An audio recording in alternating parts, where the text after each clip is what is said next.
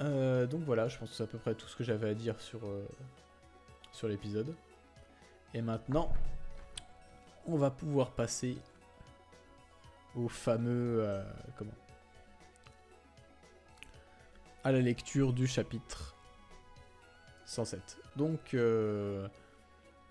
conseil pour ceux qui sont pas à jour, barrez-vous, parce qu'on va lire le chapitre 107 de Chainsaw Man. Donc, je pense, je crois que ça doit être le 10e chapitre de la partie 2. Parce que oui, sachez que Chainsaw Man, ce que vous verrez en animé, c'est la saison 1 de la partie 1. Sachant que la partie 1 sera vraisemblablement en 2 saisons. Et donc la partie 2 qu'on a actuellement sera pas animée avant un petit moment. Enfin, vous verrez peut-être une fin d'animation sur la chaîne bientôt, quand Tristan aura le temps de s'en occuper. Mais bon, vu qu'il est au Japon là, il a d'autres choses à faire.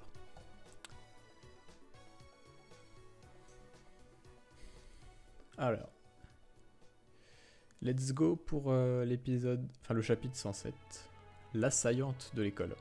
Donc ouais, là ça va, ça va partir en fusillade ou pas. Hein. Donc ouais, c'était, ah oui, c'était, enfin pas Asamitaka justement, c'était Yoru contre l'autre là.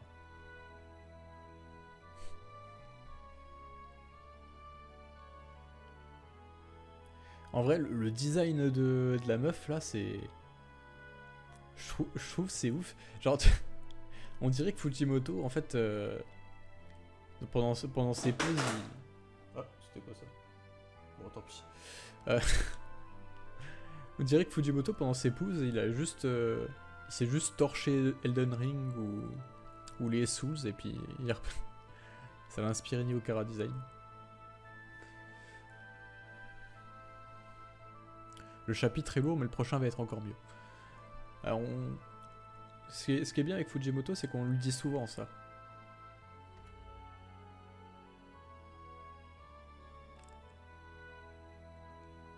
Un dangereux démon a fait lance. Intrusion dans l'enceinte de l'école. Veuillez tous évacuer rapidement les lieux par l'itinéraire d'urgence. C'est vrai que ça c'est un truc qui est marrant. Je pense que on voit il y a le bouton qui est là en dessous du tableau et tout. On sent vraiment que toute la société est organisée pour faire face aux démons et qu'en fait, là, il y a une alerte aux démons comme il y aurait une alerte aux incendies, tout du genre. Donc là, ça c'est marrant, vraiment tout est adapté. On voit vraiment que les démons, c'est vraiment un danger qui est inscrit dans le quotidien des gens. Et niveau world building, c'est assez sympa. Puis ils se posent les mêmes questions que nous quand il y a un incendie. C'est un exercice.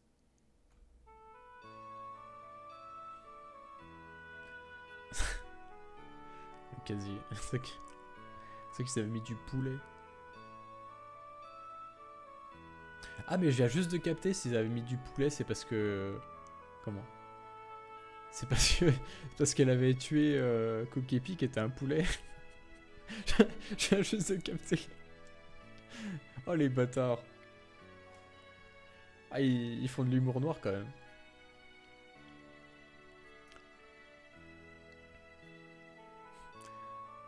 Je suis con, hein, j'avais pas capté. Enfin bref. Ah oui, c'est vrai qu'elle peut tout changer en arme. En vrai, je pense que les combats avec Yuri vont être intéressants parce que il y a vraiment trop de possibilités. Genre là, elle a fait un trident avec un crayon de papier. C'est trop bien.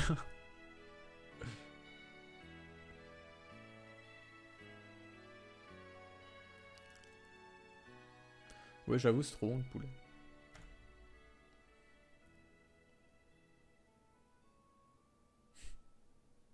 What?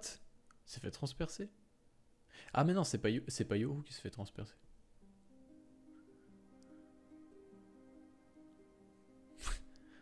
On voit comme elle les a séchés.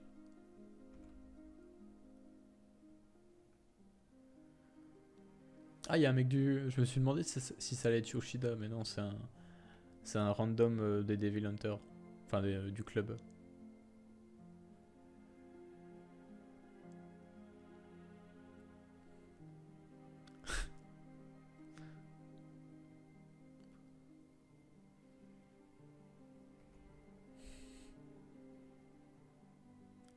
En vrai, je me demande si on va voir l'introduction des...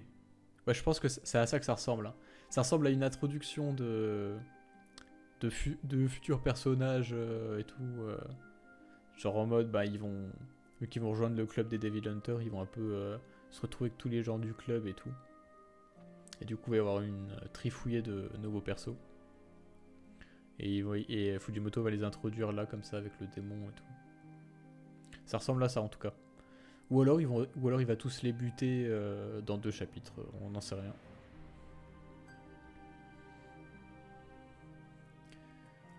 Bon, en tout cas la meuf a un chara design stylé.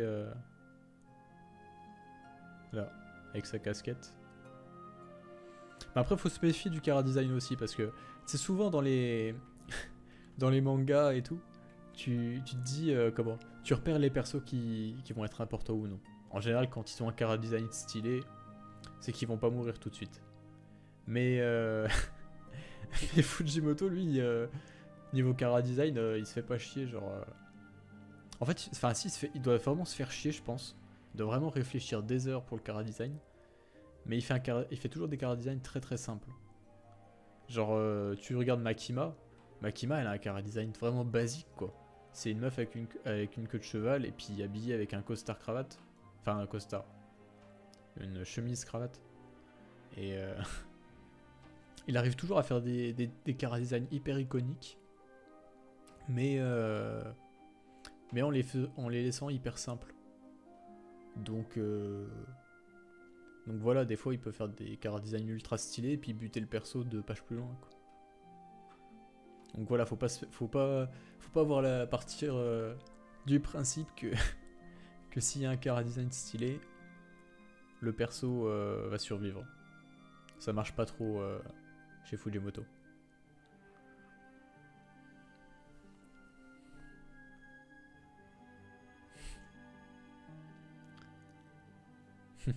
Ouais, c'est ça. Quand il y a des yeux un peu bizarres.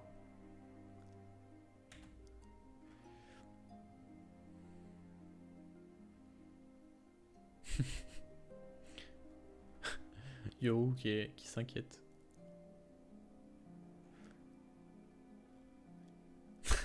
Ouais, par contre, elle a vraiment pété un... Mais qu'est-ce que je disais? Elle va tous les buter. Oh là là. Ah oui, ouais. Ouais, bon, je crois que... La meuf avec un chara design stylé, mais... Voilà. Ça n'a pas suffi. Ah, quoique, c'est peut-être elle qui va survivre vu qu'elle est virée.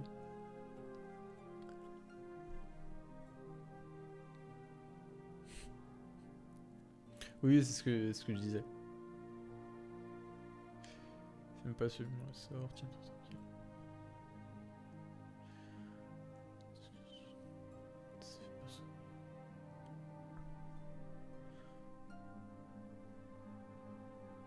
Des pièges dans les toilettes et dans la cour. C'est à retourner l'argent. Ça fait tout. Ah, c'est une dernière option.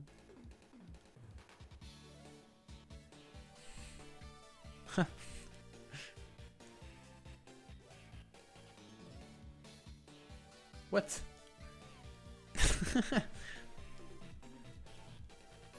Le plot twist. Qu'est-ce qu'elle a? Je sais pas ce qu'elle a dans le crâne. Enfin bon. Bon bah voilà. Prochain chapitre le 26 octobre. Dans une semaine. Bon. Bon bah du coup c'était bien cool hein, ce chapitre.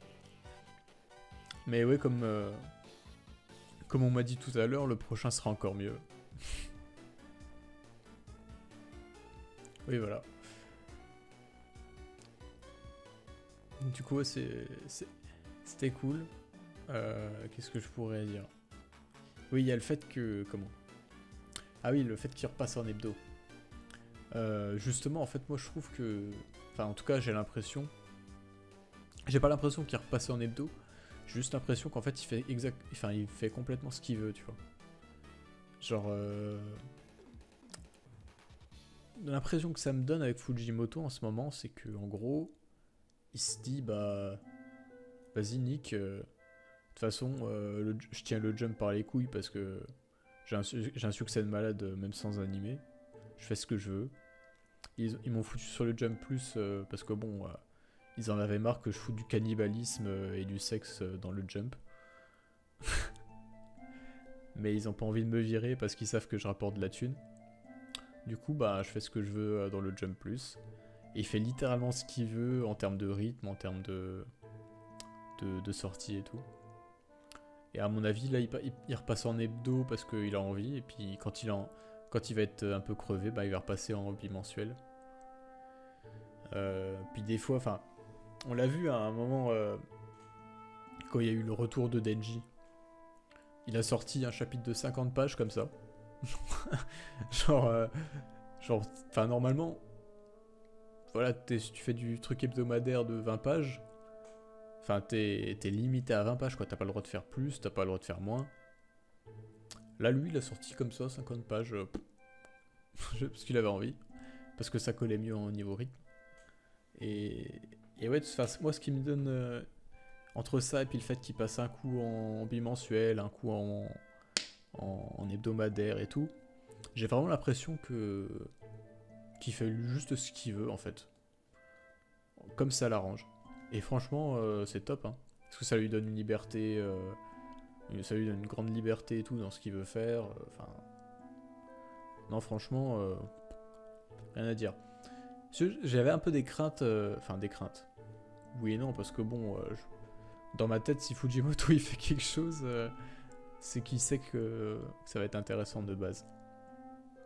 Mais si j'ai un peu des réticences sur Chainsaw Man Partie 2, dans le sens où je m'étais dit, ouais, bon, ça se trouve, c'est les gars du Jump qui l'ont un peu forcé à continuer et tout.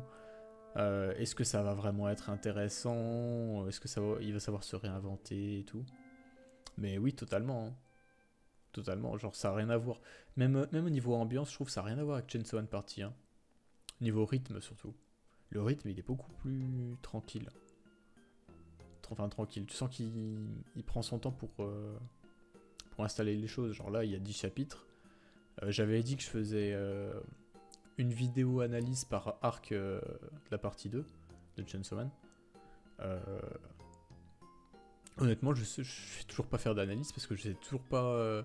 il y a toujours, enfin, pour moi, c'est toujours le premier arc, ça. Il n'y a jamais eu de coupure. Alors que dans la partie 1, le premier arc, on va dire, c'est quand il y a Denji... quand il y a... C'est toute l'intro avec Denji, là, un peu ce qu'on a vu là, avec l'épisode 1 et 2. Qui fait un peu... Tu sais, ça dure 5-6 chapitres. T'as l'arc avec... avec Denji contre le démon des chauves-souris, là, qui dure, pareil, 5 ou 6 chapitres. Enfin bref. Le début, les arcs sont très courts, c'est très dynamique. Il se passe des nouveaux trucs toutes les 2 secondes. Et là, on sent que vraiment, dès le début, c'était un seul arc comme ça, d'une traite. Sans vraiment de coupure, où il prend bien le temps de tout mettre en place. Et tout. Enfin bref. À tout moment, on a un discours super émouvant avec Yuko qui regrette tout et redevient gentil. Denji vient la buter juste après au prochain chapitre. En vrai, je sais pas. Je suis pas sûr. Enfin, je sais pas si. C'est vrai que ça ferait du drame et tout, mais je sais pas si ça ferait pas très Fujimoto, je trouve. Presque trop sérieux, trop dramatique. Il y a du drame dans Chainsaw Man, mais je trouve que c'est peut-être pas le bon moment et tout, tu vois. Parce que là où Fujimoto est bon, c'est pour le timing. C'est genre, il va te foutre plein d'arcs marrants, puis d'un coup, ça va être... ça va être le Vietnam.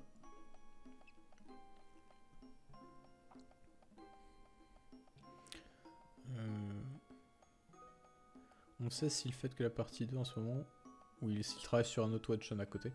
Je pense qu'il fait que la partie 2. Hein. Je pense pas qu'il ait le temps. Mais mec, je sais pas si tu te rends compte du boulot que c'est déjà ça. Parce que déjà, niveau dessin, il s'est vachement amélioré. Je pense qu'il passe plus de temps sur les dessins qu'avant. Et même un manga en bimensuel, c'est déjà un rythme dingue. Hein. Ceux qui font de l'hebdomadaire, c'est des tarés un peu, hein, les mangaka qui font ça. Et en général, ils durent pas très longtemps parce que justement, ils bossent H24, ils font des nuits blanches et tout. Donc non, je pense pas qu'il fait autre chose à côté, hein, Fujimoto. À la limite, peut-être qu'il fait des trucs du style, je sais pas moi, il aide un peu pour l'animé ou des trucs comme ça, mais il fait pas un autre truc à côté. Ou alors il prend des notes, peut-être, il écrit peut-être un scénario, mais en tout cas il dessine rien d'autre. Attends, ouais, non, déjà la partie 2, c'est un taf de dingue.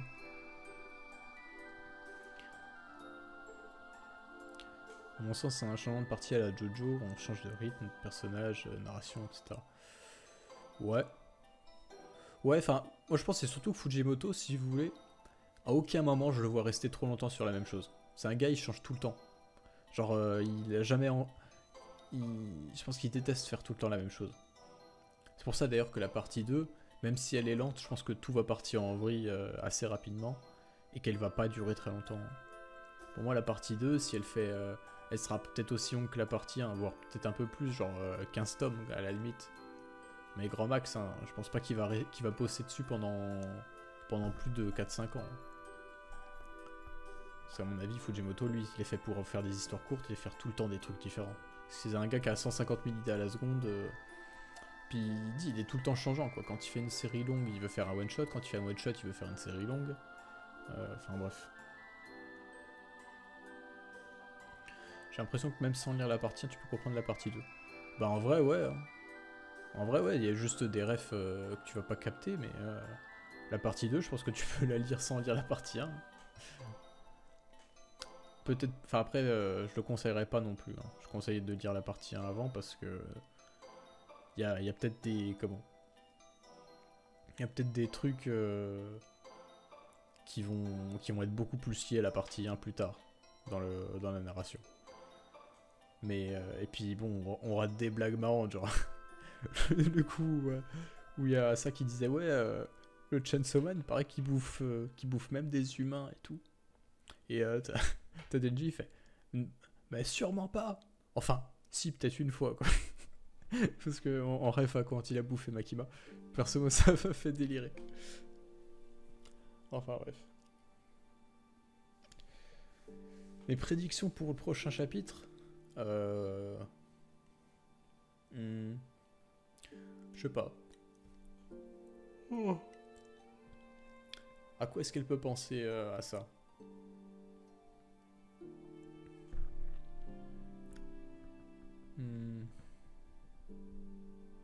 En vrai, je sais pas.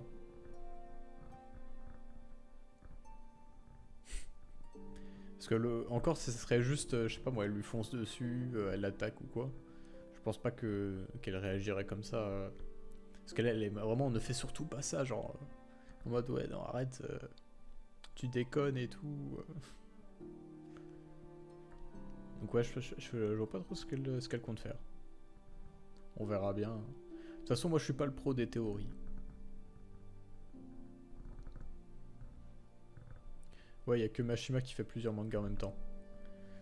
Faut dire que bon, quand tu fais tout le temps les mêmes dessins et que tu te casses pas la tête pour le scénario.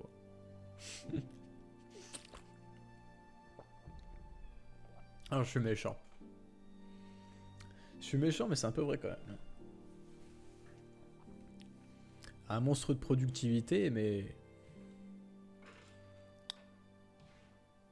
il y a la quantité, quoi.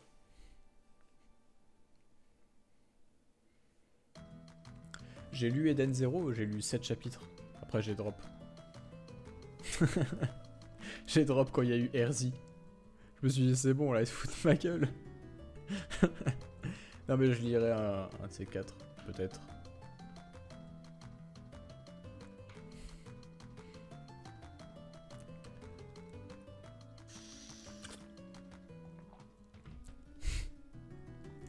Théorie comme quoi Fujimoto a déjà fait la partie 2 depuis 1 an et qu'il taffe sur un nouveau manga. Mais tu veux qu'il l'ait fait quand, sa partie 2?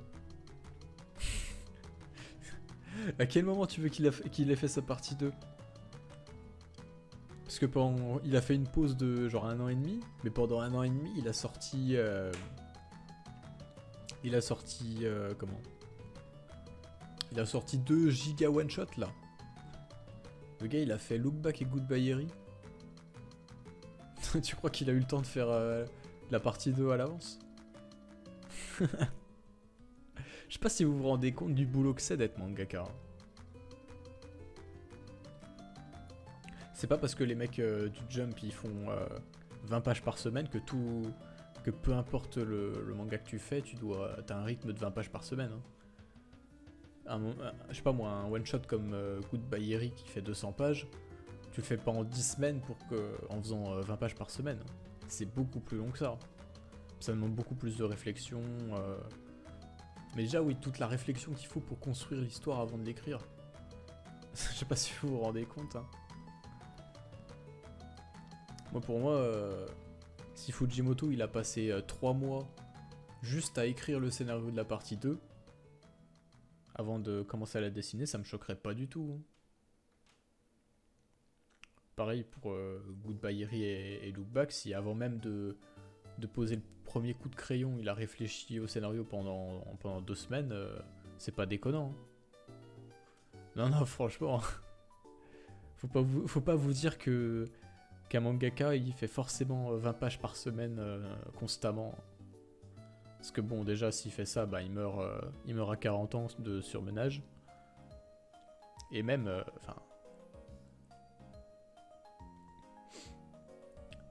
quand le manga, c'est pas juste dessiner des planches. Hein. Faut réfléchir au scénario, réfléchir au chara-design des personnages, faire le storyboard, le dessiner et tout. Enfin, c'est un boulot de dingue. Hein. Tout seul, vous vous rendez pas compte. Enfin, tout seul. Il y a les assistants qui l'aident pour le dessin final. L'éditeur qui l'aide un peu pour le scénar et tout. Mais à part ça, la majeure partie du boulot, c'est tout seul et c'est long.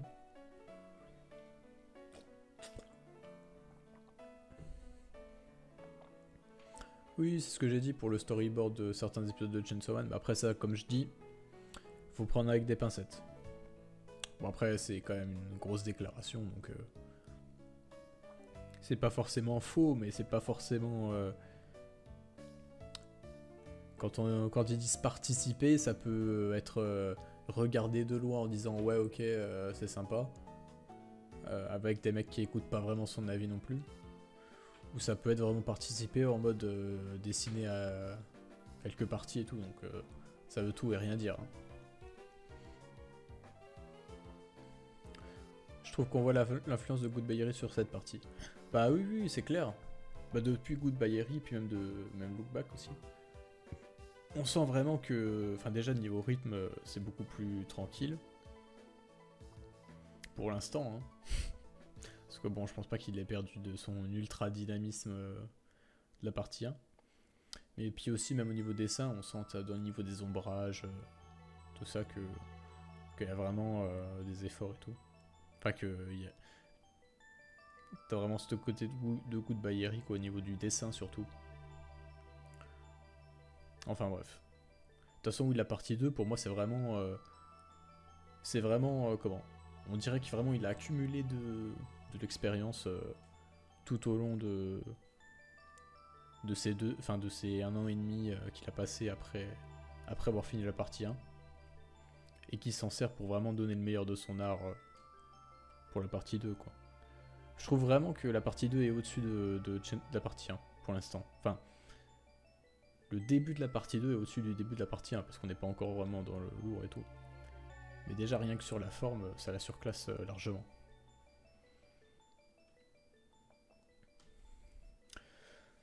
Enfin bref, voilà.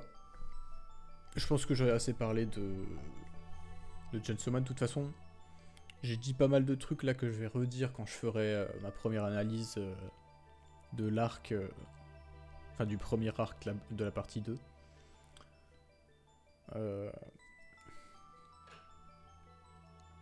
Ouais, donc voilà. Voilà. Donc ouais, je vais arrêter la réaction live slash review